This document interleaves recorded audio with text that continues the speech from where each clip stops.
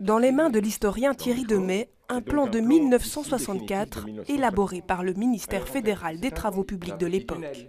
Et comme le ring n'était dans l'ordre chronologique n'était pas encore achevé, on a d'abord fait les autoroutes dites de pénétration. Dont le viaduc Hermann de Brou, un axe de pénétration depuis le 411 qui sur ce plan va bien au-delà de Delta. Il rallie directement la gare du Luxembourg. Et qui préside à la création d'un plan routier extrêmement ambitieux qui vise à fluidifier le trafic dans la ville. Ça ne s'est jamais fait finalement. En réalité, ça s'est fait en partie. Il y a des morceaux qui sont réalisés. On pourrait presque dire que le viaduc Hermann de Brou doit être gardé comme élément archéologique d'une histoire urbaine un petit peu ratée.